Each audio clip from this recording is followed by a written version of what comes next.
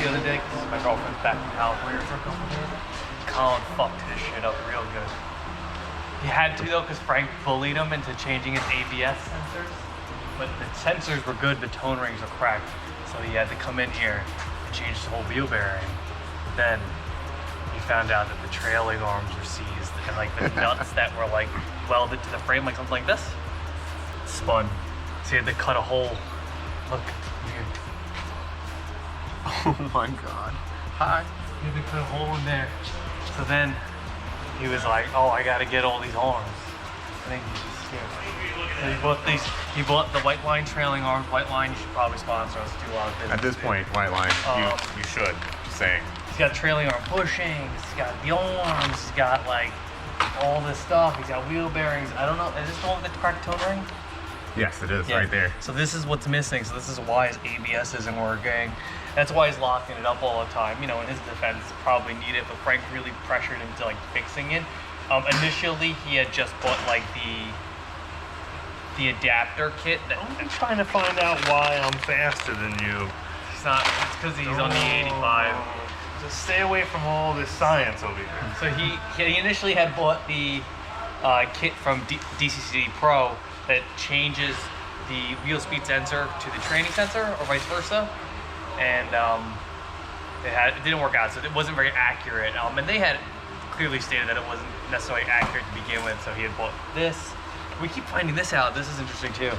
So we're going to the Glen, which is like the fastest track in the Northeast.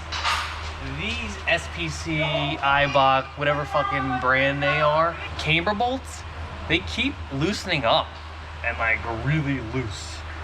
Something ain't working right there. Like I can hear mine loose, so we gotta fix that.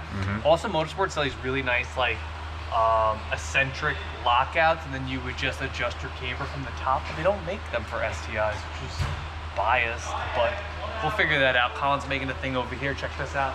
We got Canaflex ducting because we keep cracking rotors. Now we have two test groups, as Colin likes to call it. My car and his car. Personally, I like using Chinese rotors. So I'm gonna keep the Chinese rotors, and then we're gonna brake duct it. And then he's gonna use these ones. They're blanks, but they're cryo-treated rotors from Centric, with the brake ducts too. So that we'll be able to test the variation. Brake ducts with cryo stops and brake ducts with Chinese rotors. See, I get the Chinese rotors. See what happened there? But for me, I'm like, I'll just upgrade the brakes in general. But then we ran into this another issue because I posted this thing on the Track Zoomies group, and it was like, yo, I ordered the Wisefab drop knuckles in the front. Does anyone have any experience? Less people did, but one person had mentioned that the 17s won't fit, so I have to get new wheels. Some 18s don't fit. This guy upgraded to 18 Enki PFO1s, they don't fit. And that's because the drop knuckle adds another 50 mil here, which is a problem because the inner barrel needs to be considerate of that. Now, in my current setup with the 17-inch RPF1s, I only have like a half an inch, we'll say, that much. So I have to get new wheels, and that's another problem.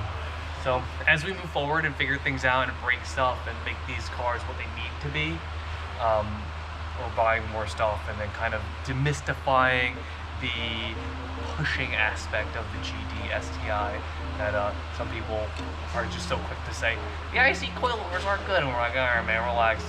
Please explain to me why I need to spend 12x on a set of coilovers, and will it make me 12x faster? You know, that's a real conversation. But, you know, we'll figure it out. What we do here is really try to figure out what's the best value. We're trying to go fast.